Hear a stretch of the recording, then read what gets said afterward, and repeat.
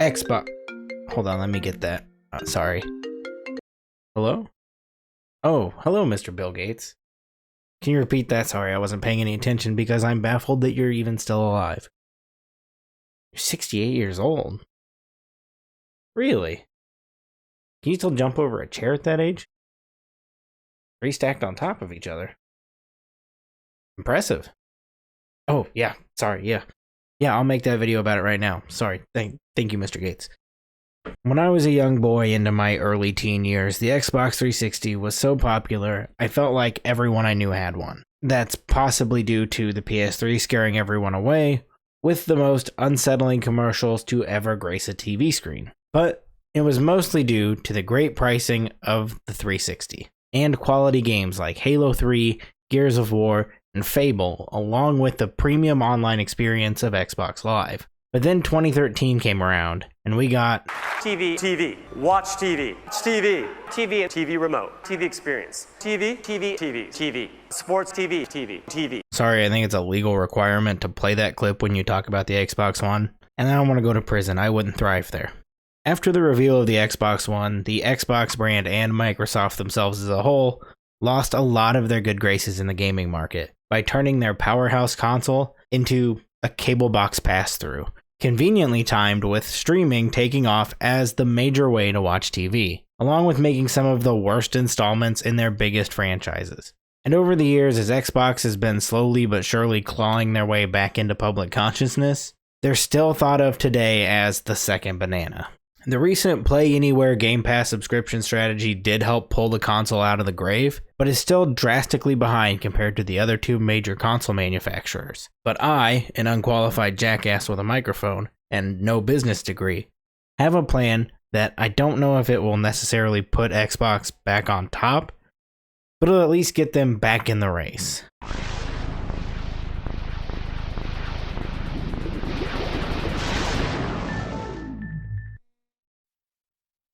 In a video I had made months ago, I made an offhand comment that I didn't think anything of at the time, but I've heard actual educated people say the same thing since then, and it's that PlayStation is like the Apple of gaming. The PlayStation is like your iPhone.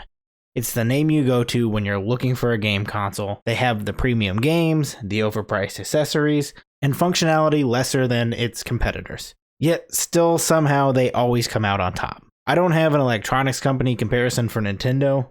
They're more like a Netflix. You know, like, we're not as good as the other options, but you still pay that stupidly way overpriced fee because it's the only place you can watch Stranger Things. Except in this case, Stranger Things is a short, chubby Italian man in overalls. Where I'm going with these comparisons of other kinds of companies is that Xbox really doesn't have a place in the market. And you may say Xbox is Game Pass. They have the subscription model. And it may be the best value of any other gaming subscription service, but there still is a lot of other options like PlayStation Plus Premium, Luna, Ubisoft Plus, Nintendo Switch Online with an expansion pass, GeForce Now. There's a million options. If you want a gaming subscription, you can throw a rock in any direction, and you're gonna hit a gaming subscription. Ah, what the hell? Google Stadia? Yeah, man, what? What? Are you living next to my garage? Yeah, I got nowhere else to go. They canceled me. You can't live next to my garage. You want to buy a subscription? No, absolutely not.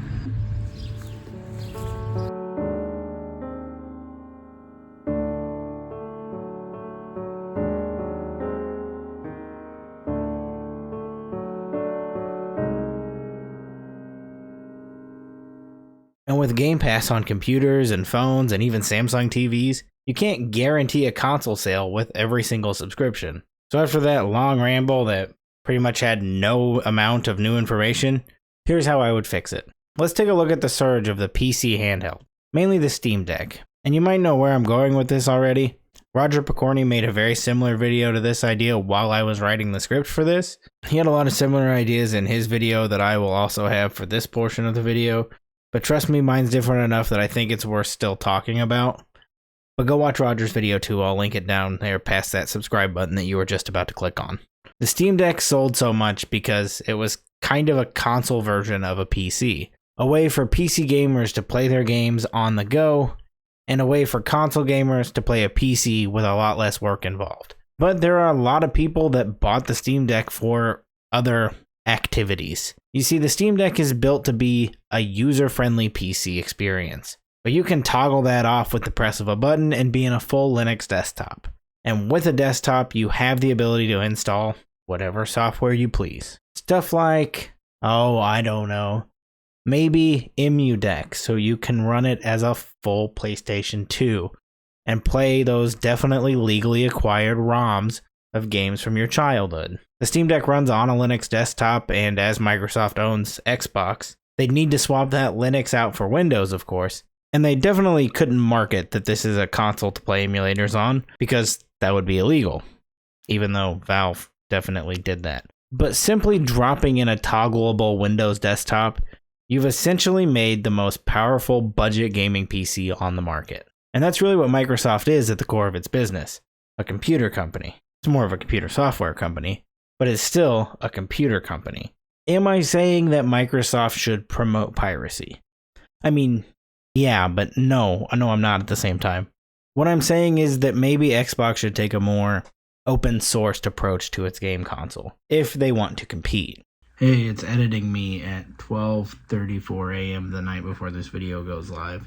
I just feel like I need to say something before I say all of this stuff I'm about to say, and that's that I recorded this on March 14th, and I wrote it the week before that, which was 2 weeks before all of this Steam on Xbox stuff came out. So if I said it, 2 weeks ago when I wrote it, it sounded really smart.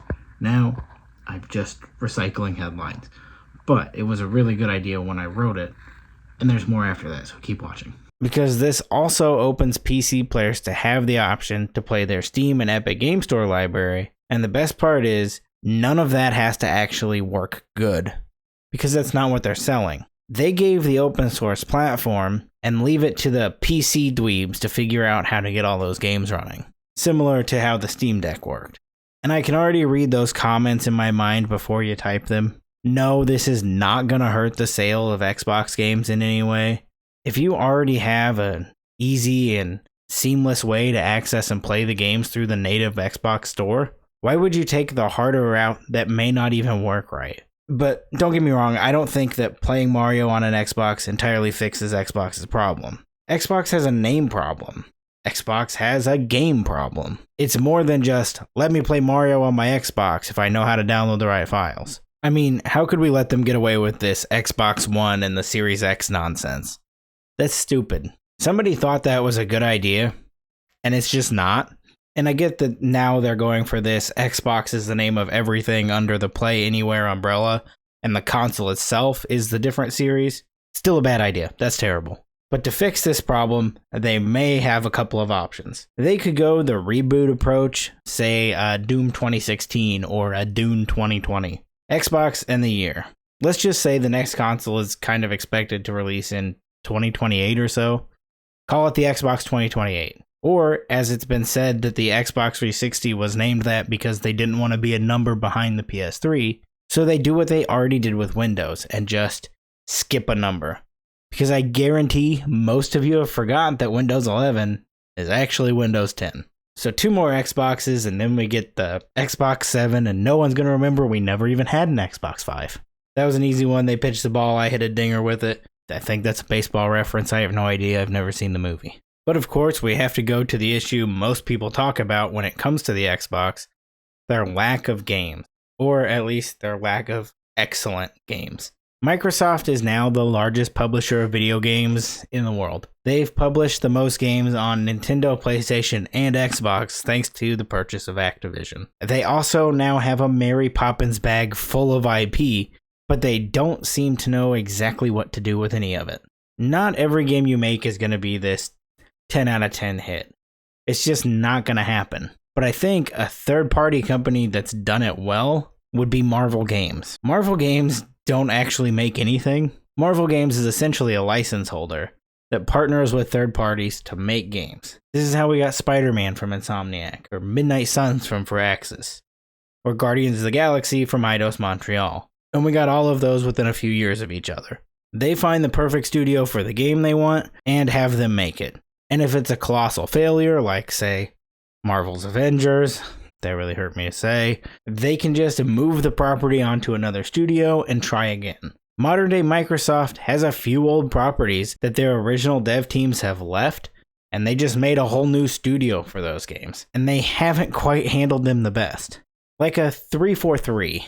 They don't necessarily have the best track record with Halo. They seem to have brought back Halo Infinite, but they had a couple hundred missteps before that.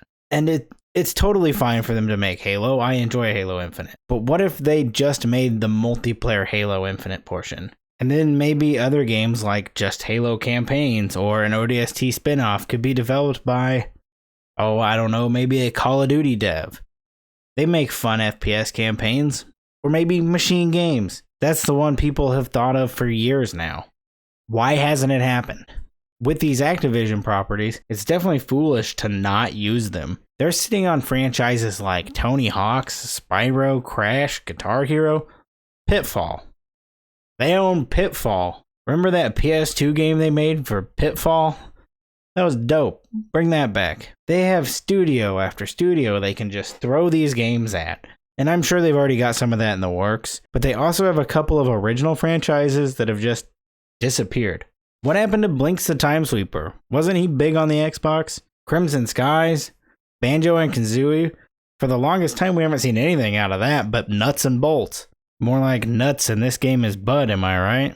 Last thing I have for Xbox is to stop removing their best features. Let me tell you kids about a thing called snapping. I know you've never heard of it. I'm the only person who bought an Xbox One at launch. App snapping is a feature that you could use with your Kinect. Yeah, the Xbox One also had a Kinect, and you didn't buy it, and now it's wrapped up in rubber bands in my closet because they don't even have a port for it on current Xboxes. It can't even connect to the One X. But while playing a game, snapping allowed you to use the side of your TV to watch a video or your cable box while you're playing, and then it just disappeared. I know you're looking at me right now like you've got too much ADD. You're probably on TikTok. This is what kids watch all day on TikTok. This isn't part of the video I'm trying to watch. What is that for? Yeah, many times I've watched some goofy scientist explain something I'm really not paying attention to because I'm actually just watching a GTA car tumble down a hill at 90 miles an hour. I'm sure that's rotting my brain twice as fast as just watching a regular video would. But people love the double video thing. So why did you take that from me, Microsoft? Bring it back. App snapping 2024. Something else that was pretty awesome there for a little while was the Creator Collection. This was just a collection of weird little games that anybody could upload a game to, and there was some real garbage in there. And it also wasn't screened as well as it should have been. Like that time that Logan Paul Forest game ended up on there. I played it. I don't recommend it. The main reason I'm upset about this one is that it's kind of like the spiritual successor to the Xbox 360 indie game store. And that means if it's gone, then kids won't ever know the joy of spending the last $2 left over on your gift card on Mummies Rising, and then realizing that you bought Mummies Rising. But both of these features have disappeared from the Xbox platform for years now, and there's no sign of them ever returning. Even the Kinect isn't necessarily a bad product. There's no need to completely cut support for it. They don't have to make it a pack-in again. That was a terrible idea. Maybe just throw a dongle in the box so I can use it to play that goofy kung fu game. Or maybe Xbox will stay the exact same as it has been for the past few years. Who knows? Phil Spencer comes off as a very pro-gamer CEO. His push for things like Game Pass and making it what's considered the best deal in gaming shows that he cares about the Xbox platform. But I don't know if he necessarily cares about the console. He has said that they're working on the most powerful or most incredible, something along those lines, console. There's also rumors of an Xbox handheld on the way, which would be a first for them, and also, I think, another vertical that would really help the brand. But that's just the opinion of an armchair CEO. I have no idea what I'm talking about. I'm not even qualified to do this. I was in my basement with my shirt off screaming like 6 videos ago.